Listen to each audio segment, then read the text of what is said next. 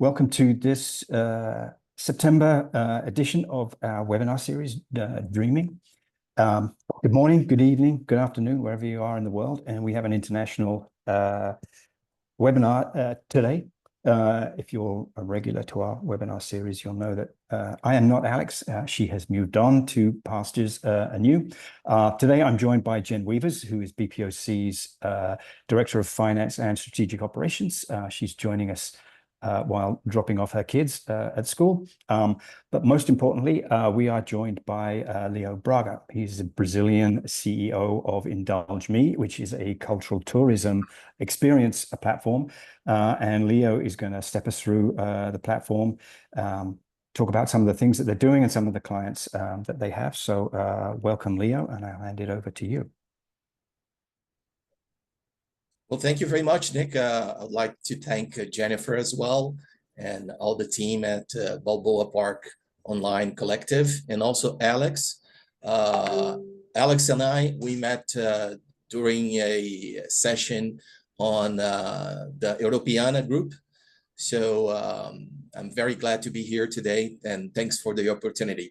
For those friends who have visual impairment, I'm Leo Braga. I'm wearing a red t-shirt and also glasses. I'm 5'10", and I also have a beard, and my hair is brown and light brown. And thank you very much once again.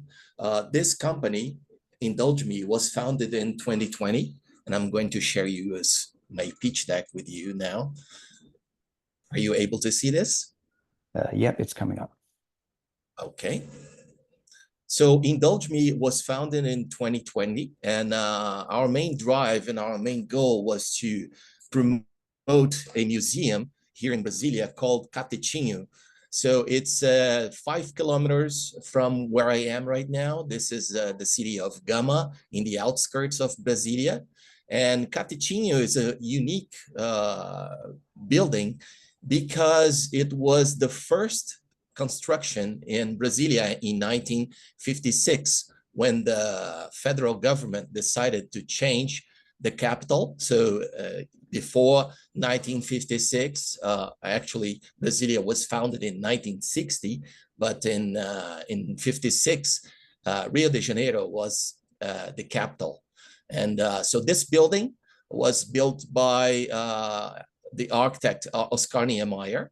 And it was, a region here in Brasilia where we have a lot of water springs, and it has still a very beautiful backyard, I would say, but it's a quite large backyard. And so you have trails over there. And so the building in itself, we call it the Wooden Palace. And we decided to gamify. As a real big fan of museums, I think that, gadget and devices, they're, well, not necessary at all. But we wanted to make sure that children would learn about this experience and know more about modernism, and also have the opportunity and the treat to go into challenges. And those challenges were very unique to us as well, because in some parts of the museum, you have internet connection. But if you go on the trails, you will lose your connection. So we wanted to build a gamified tour that could work online and also offline. So this is part of one of our features within this realm. Well, this is a group of students from a program called Programando o Futuro. So they are analysts and also students who are working to learning how to code.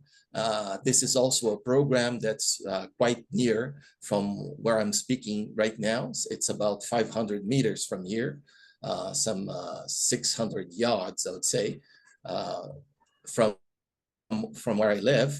And so this group of students, as you can see, some of them, they have visual impairment. So our first goal by building this this gamified tour was also to make a sound guided tour. So once you get close to a point where we set up challenges with pinpointing geolocations, they hear the story about the museum, right? So this was our first gamified tour, was actually a sound tour. But after that, we trained models to create other challenges, such as computer vision and also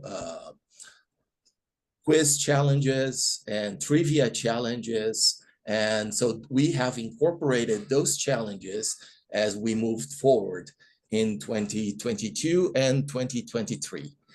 Now, as you can see there, it's a two-story building. So the president who inaugurated this building his name is Juscelino Kubitschek, and they paid homage to him as well over there. And it looks very much like a farm, right? A farmhouse, but it actually is Oscar Niemeyer building. So it has been revitalized in 2021, and now it looks brand new. But this is a building from 1956, as I said. As you can see in the backyard, you have a large kitchen, and they simulate with all those features over there. That's seems like you're about to have breakfast. And so this is a unique feature. As you can see over on the windows, there is this huge, large forest. And we wanted to make sure that, the gamified tour was spread out throughout the trails, because this is a very unique region. As I said, there are many water springs over there. And unfortunately, as you might know from the news, Brazil is struggling, just like California, with forest fires. I mean, this was the record this year. We had 200,000 forest fires in Brazil this year. So this is a record breaking, even though there are several actions, regarding the federal government and local government trying to stop those fires, but most of them are criminal. And one way to resist and also to try to make the most of this natural wonders that we have over here in Brazil is to gamify those trails in order to promote them and in order to have a unique experience regarding those opportunities to go on tracks, on trails. As you can see over there, this is a place where we call the Three Powers Square. This was a unique opportunity also to gamify the experience over there. Just like in the United States, you had January 6th, when you had anti-democratic movements. Also in Brazil, we had it on January 8th, 2023. So we tried to gamify this experience, making the most of this very modernist place.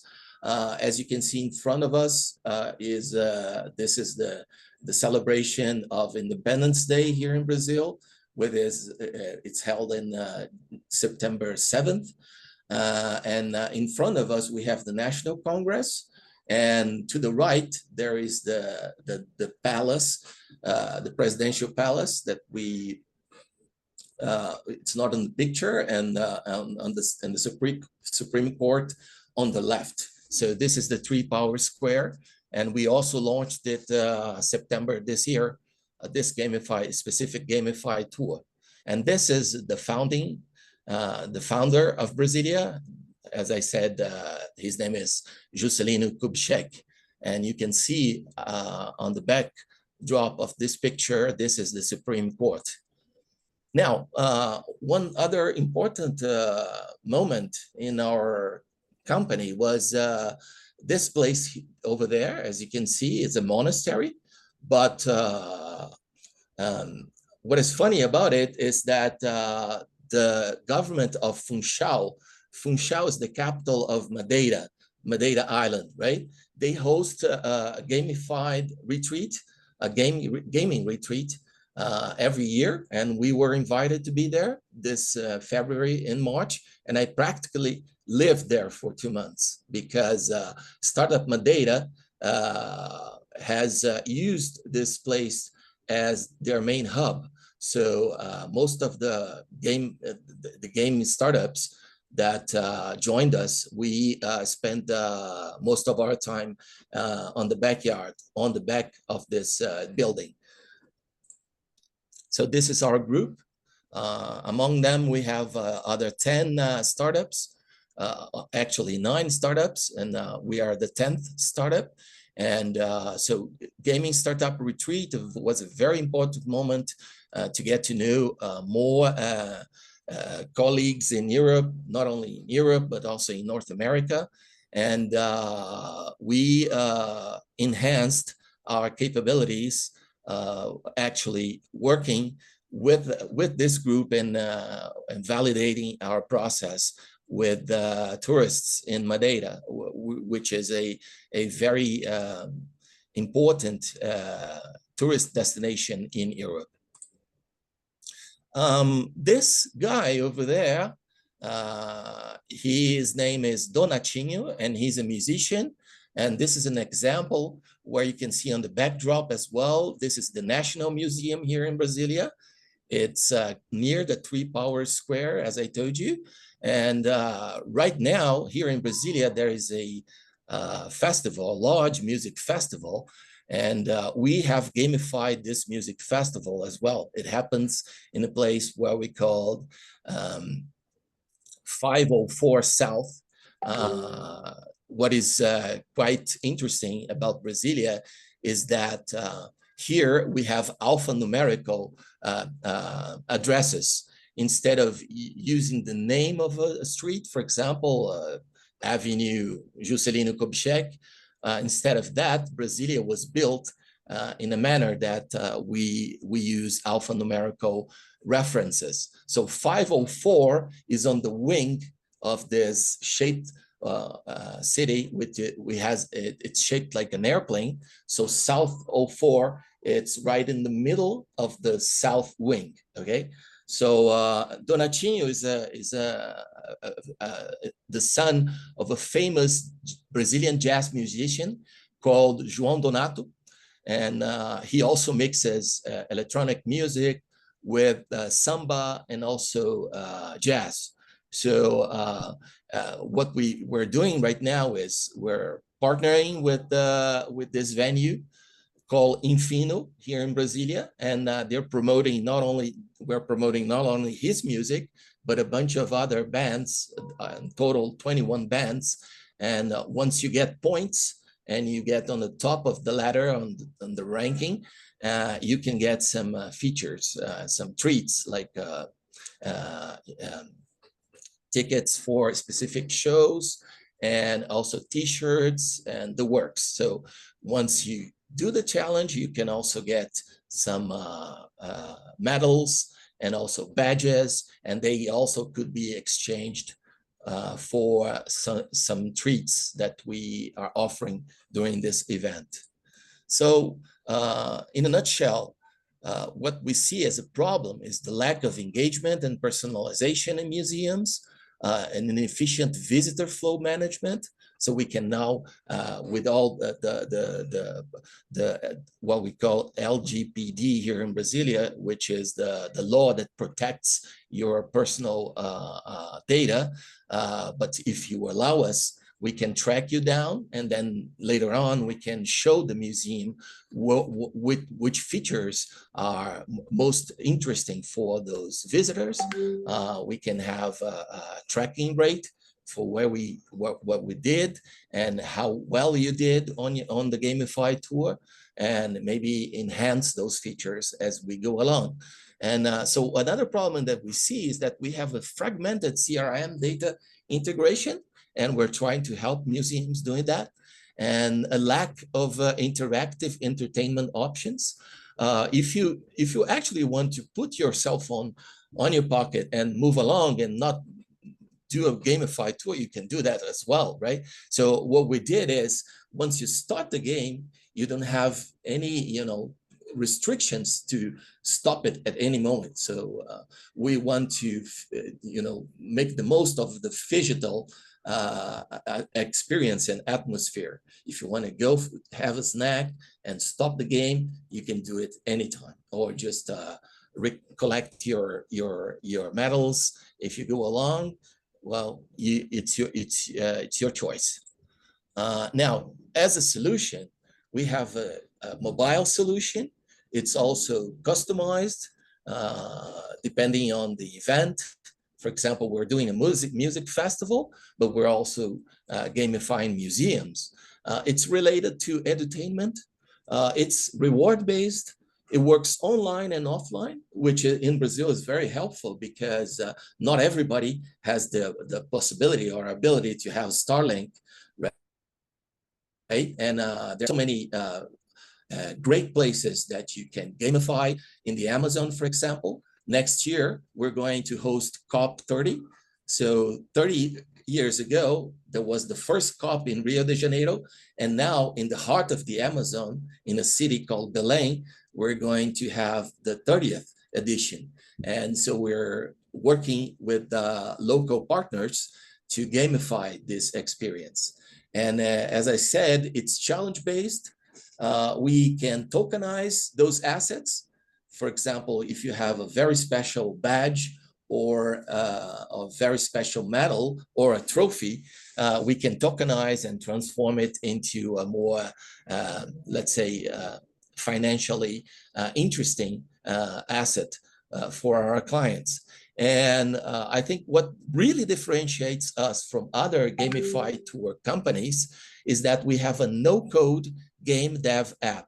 So nowadays, we're working with those students that I talked to you about earlier on, and those students are able to design their own games.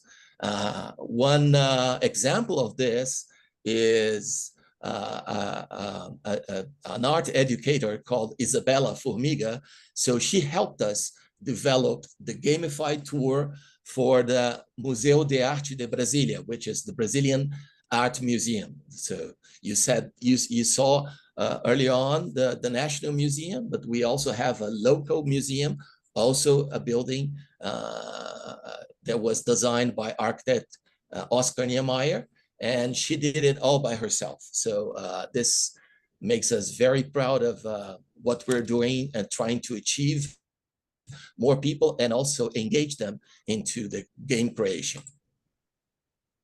As you see here on this screen, this is actually the no-code game dev app. So earlier this year, we participated in a program in Honolulu, and so this was an online program. So as a retribution, we did a gamified tour downtown Honolulu, where you have the heritage sites in the city.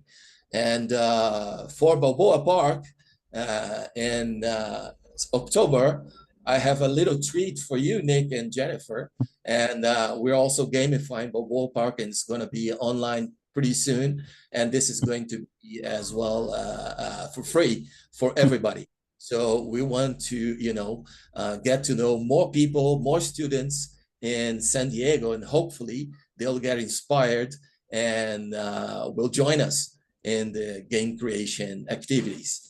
So this is the main feature of the game dev app that I told you about. Soon enough, I can show you how it works. But if you look on the left over here, this is the latitude and longitude of the locations, right? And once you create a pinpointed geolocation, you can also add features to that, challenges. So you can work however you want. You can send messages, you can set up challenges, and you can also use the trained models, as I told you, using mostly Google Flutter as our framework, okay? In regards to the market size, I don't know, I don't think that's very important for this webinar, but the gamification market is going to grow a lot by 2032. This is information that I bring you in the research that I did, and market research future, as you can see down there, the source, and also the United Nations World Tourism Organization. One of our mentors, his name is Marcio Favila, he joined us in March. He's a former executive director for the United Nations World Tourism Organization, and he's been very helpful in helping us enhance our capabilities.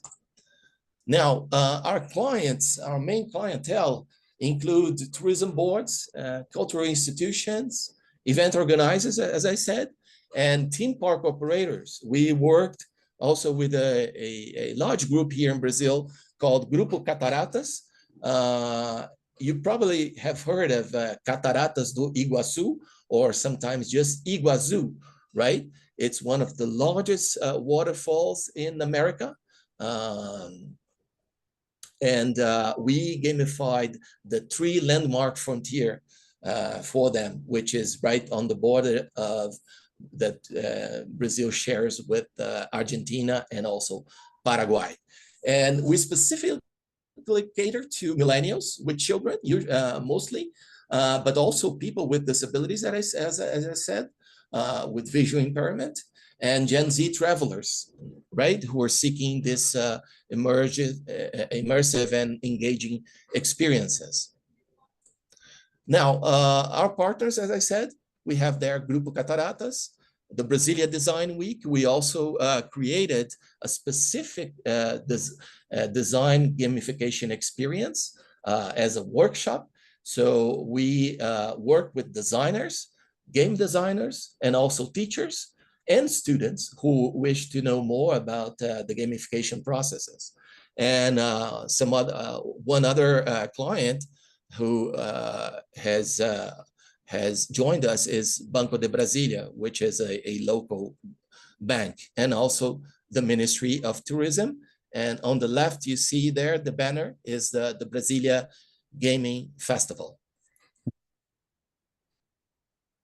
In regards to revenue streams, our business model is based on licensing, and we offer not only white label solutions. For example, for this museum in Brasilia called Catetinho, as I told you, we created a white label for the Brazilian Agency for Industrial Development. So it runs on our App Store and our Google Play accounts, but it's separate. So we did it as a validation process.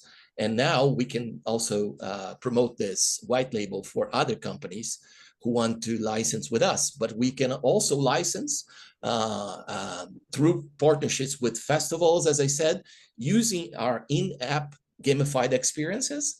And so this licensing process could be a year, could be a week, could be one day. So this gamified tour that I told you about that relates to a festival, it will last for a week. But as far as Balboa Park, for example, we can just set it up online and leave it there for a year, okay, or even more.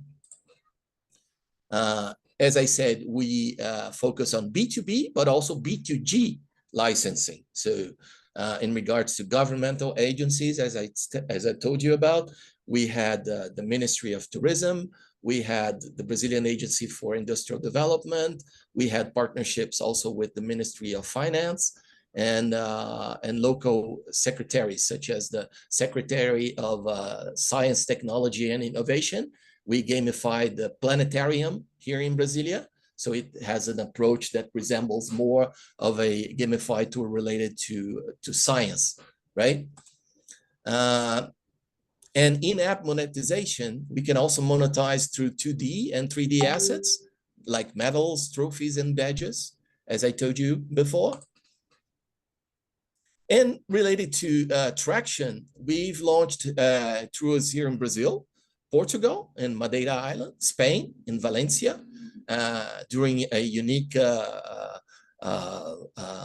festival over there, which is called Las Fallas de Valencia, which is relates to Carnival, and it's quite effusive and interesting during Carnival time over there. Very well known in Europe. And in the United States, we gamified Hollywood Boulevard and also Honolulu and Waikiki.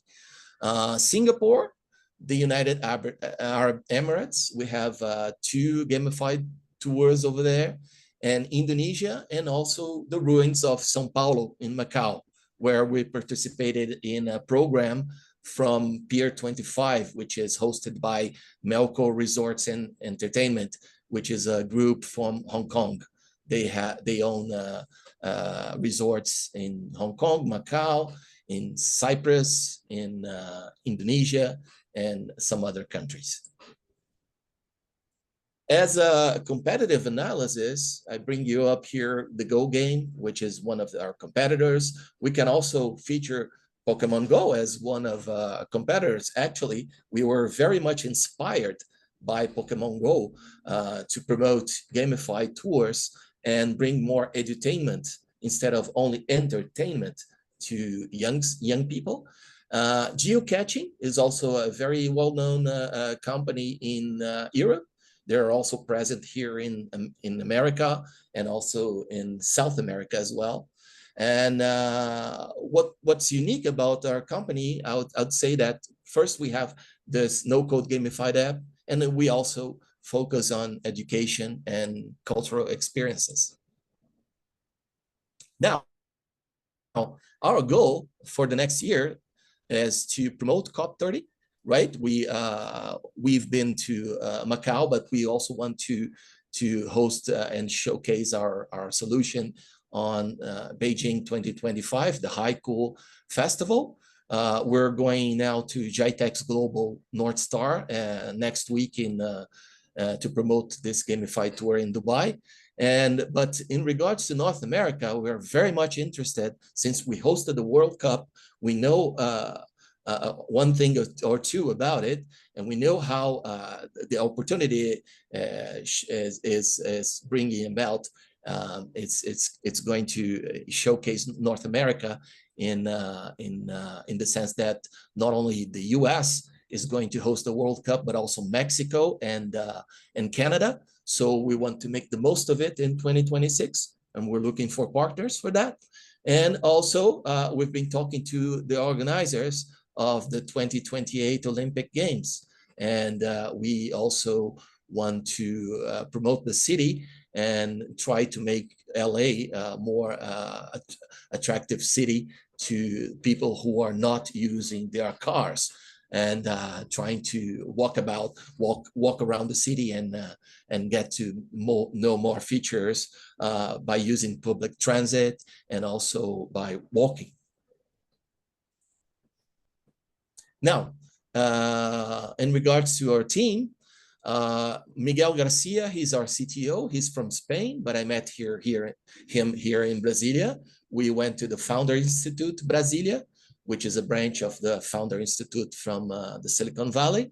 And also we have a design experienced designer called Manuela Rodrigues from Portugal. She lives in Madeira Island. And also Marcio Favila has joined us recently. Marcio, as I said, is a former executive director from the United Nations World Tourism Organization. And I have 25 years of experience as a curator working for the Social Service of Commerce. I worked there for 13 years, and I also being an actor, and I also being a film director as well. So I did a little bit of everything, and also waiter. So I did a little bit of everything in the cultural business. And I've been working on this company for the last 4 years. Nick, thank you very much for this opportunity. No problem. Well, I know mention here a problem. There is a QR code here that you can find one of our solutions for MIT Solve. We're also present on TikTok, to get the spread out the word, and also Instagram if you want to follow us. It's Indulge Me Games, and this is my email. And thank you very much for this opportunity. And if you could please, Nick, share just a 1-minute video.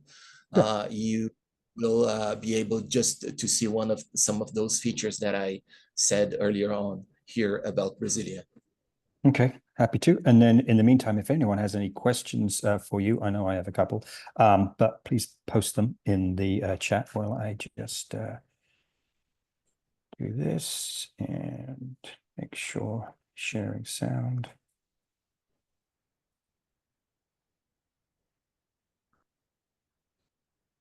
And then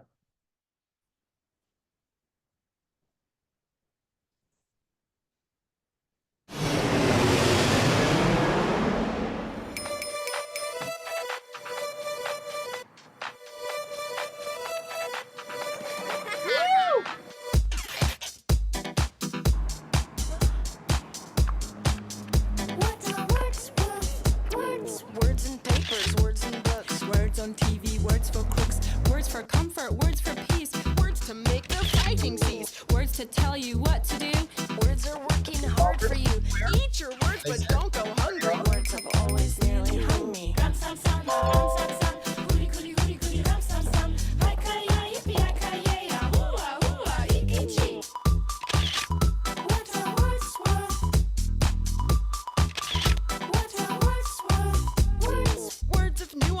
Of skill and words of romance are a thrill.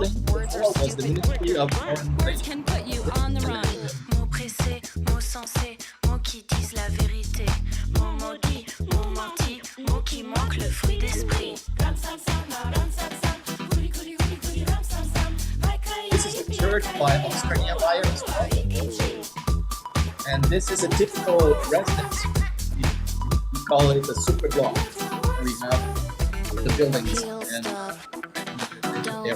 And this is Catholic Museum. Don't stop.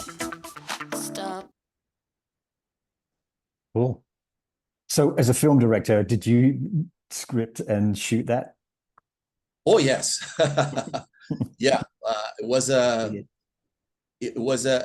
for me, it's a pleasure to work on this promotional videos. I try to do it every 6 months, a new one.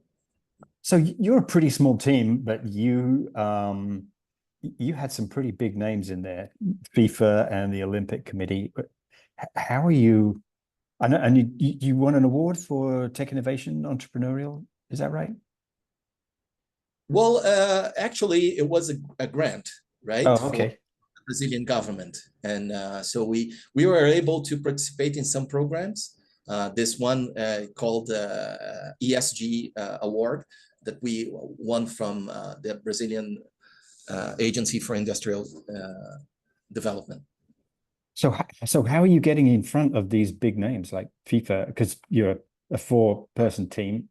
How are you doing that? Well, Nick, I try to be a salesperson and knocking on people's doors and hearing lots of no's and no's and no's. But as we say here in Brazil, we're Brazilians and we never give up. Okay, well, that explains it. So getting back to the app, are you tracking usage? Are you seeing differentiation between the types of experiences to give us some kind of insight in what's working for you within the app? Well, actually, once you start the game, we need to know where you are to send you information. So we ask kindly the player to let us know where you are, and we can also pass it on to our partners, the heat signature. Let's say if this person likes this portion of the game better, or this feature and stay longer there, we can also know that, right? And using this heat signature, knowing that if if he or she went to all the locations and or not, right? So this could be helpful for a museum and change the positions accordingly.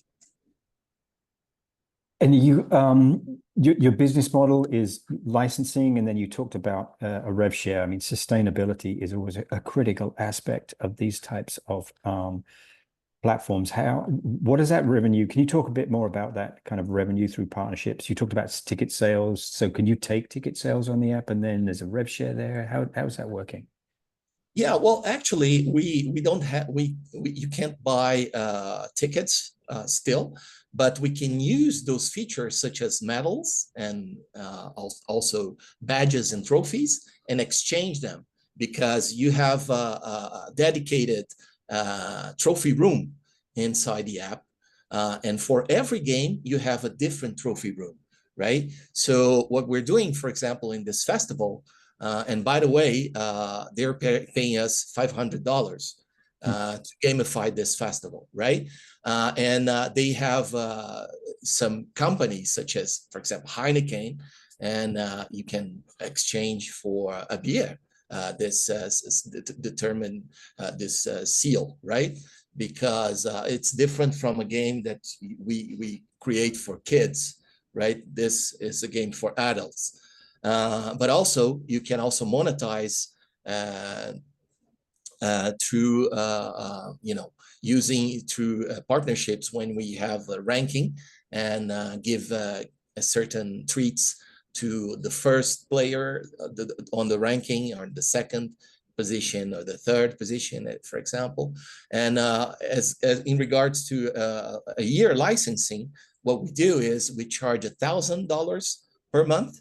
So you pay us $12,000 during the whole year, and we do all the back end, and we make sure that the game stays alive. So if you along the year you need to enhance some features, and if you learn that certain challenges could be exchanged, then we can do it. And we can also by this amount of money, we can also promote not only a webinar, but also a workshop to make your collaborators learn that they can create their own games as well. So we can host up to 5 games with this amount of money, but we develop one game, right? But if the company has, certain professionals, whether they be marketing professionals or other professionals who want to gamify tours, we allow them to use our platform and our software, right? And in regards to white label, then it's $140,000, and this also runs for a year licensing. So you just provide the platform, and so that lower cost business model, you provide some content production facilities, services. Yeah, just to kind of get the client started, and then you kind of hand over to them. Exactly. So first we have a meeting just to get to know more about the client, know what kind of features that they want, and know a little bit more about the space. What we are working on right now is to have a dedicated indoor map, because sometimes the hard part of it is to use a 2D map and work with a building that has 2, 3, 4, 5 floors. Right? So what we usually do is that we differentiate the floors by colors once you pinpoint the geolocation, but also we use storytelling to help the player. So we tell the player, now let's go to the second floor, and you'll find a AR feature. And so you try to induce the player to go around and learn more about this specific building. And you're on dual platform, you're on iOS and Android, presumably? iOS and Android, yeah. And we launched a new version just last week, and now you can also sort by theme, and those themes could be art, they could be, environmental friendly themes, or science and technology, etc., etc. Okay. Alison, you have a question.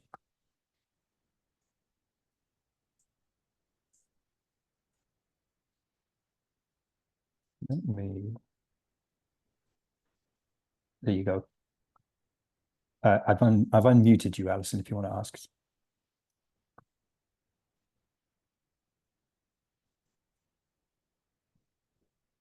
I don't hear you.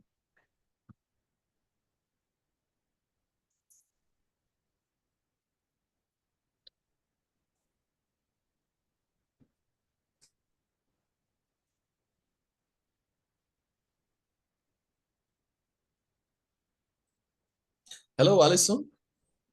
Yes, do you hear me now? Oh, we can hear you now. Yes.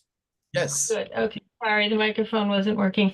It's very impressive. I'm overwhelmed with questions, but my main question is regarding other museums that will be interested in doing a partnership. Is it open software? Is it something I could download and play with? I don't know. Like how's it work? Yeah, well, thank you very much for your question, Alison. So we're open for business and for partnerships, whether it be a small museum or big museum. And what we do is we can develop the GameFi tour for the museum. We can work with the museum team.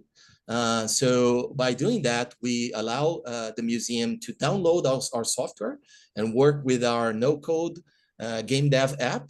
If you don't mind, Nick, if we have a little time, I can show you a little, okay, how it works. Yeah, let's do that.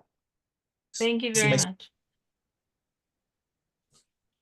So Alison, as I showed earlier on, this is our platform, our software, sorry. Oops. Let me try again. Here it is.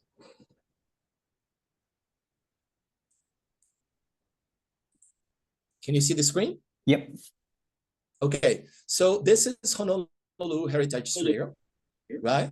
So this is downtown Honolulu, and you can see this is those are the geolocations that I chose, and those are the spots, right?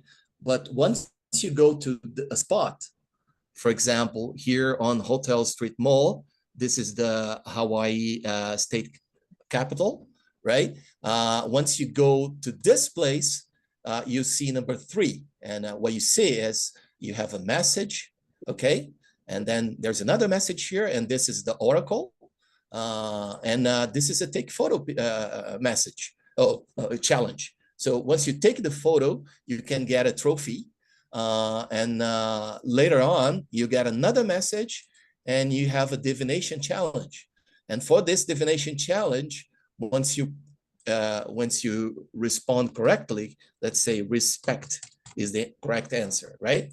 So it's okay, I'm testing it, and you will get a trophy. So this trophy is called Life Force. So this is just an example of what we can do. But in other geolocations, you can have other challenges, such as a quiz, for example. So we're talking here about Queen Emma during the visit that you go to her, to the Summer Palace. And you can also see here, which is the correct answer, right? And how do I do that? Well, just add another correct answer here, and you do it all by yourself. So you don't need one line of code, zero. This is you can do it, by yourself. So if you are aware of what the museum wants, you can just integrate those challenges and change them as you go. And here is another geolocation, and there's another divination challenge here. This one has another trophy. And how do we do it? Just by creating a new challenge. Okay, you have a message, you can have a question, an object detection. So we use Google API, a trained Google API, where we have more than 2 million objects trained already. So once you go on the street, we have another app that it's a game creator app, and I just pinpointed geolocations on my cell phone, and I detect the object, and it will label. And so I use this for the labels. Etiqueta, this is in Portuguese, okay? But etiqueta is a label. So I want to label a toy, for example. So once you find that toy, then you will get the reward, okay? So we keep on using trained models, APIs, to do that. Other than that, we can also have, let me show you here. Yeah, I'm gonna lose those. And you can also have a hunting challenge, which we call it hunting because you hunt words, certain words. They could be in our alphabet or in, for example, in Cantonese, which is, mostly the most spoken language in, sorry for my English, okay? In Macau, okay? In Macau, they also speak Portuguese, right? Because of the Portuguese colonization, right? But most of the people speak Cantonese, so we can use that as well and hunt for words in Cantonese. And then you have also the divination challenge, trophies, and image, as I said. I don't know if I answered your question, Allison.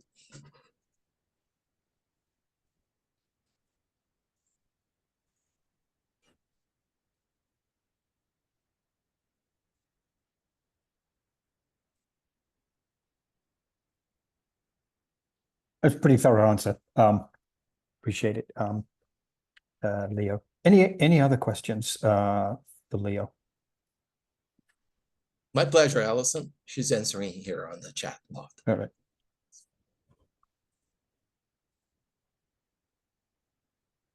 Any other questions? So you're looking to kind of, are you in the, you talked about Hollywood and a couple of others. Are you currently pursuing the American market, particularly the museum market, or?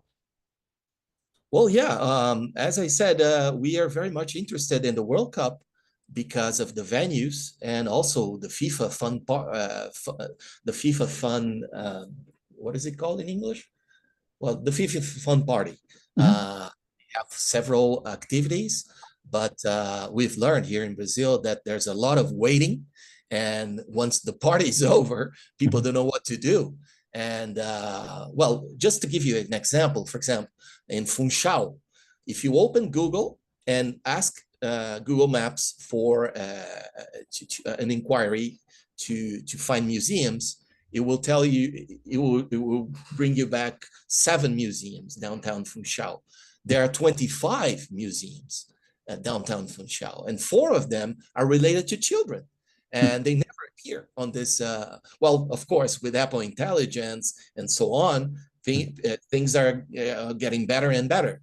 But what we try to do is like pinpoint those geolocations where not most of the tourists will find, right? And sometimes you have a great, awesome place to take a picture, and but it's not on the map, and that's not related on Google, right?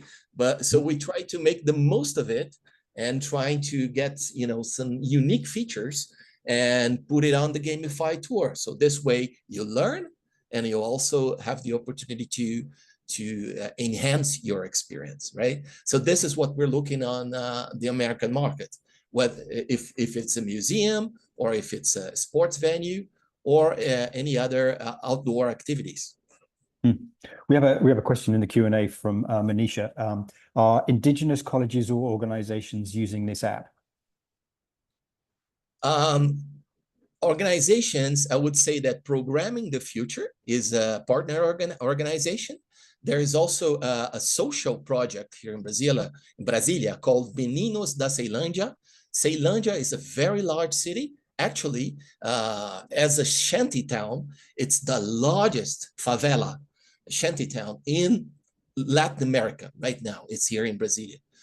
It's very large, and they really need some assistance. So what we're trying to do with the local government here is to promote these workshops and tell them that they can help us create gamified tours. We've just started, So in regards to a native project, this is what we want to do. But we also would love to go to California and to work with challenging schools. For example, this is something that I think that the most troublesome schools are the best environments, you know, to promote creativity.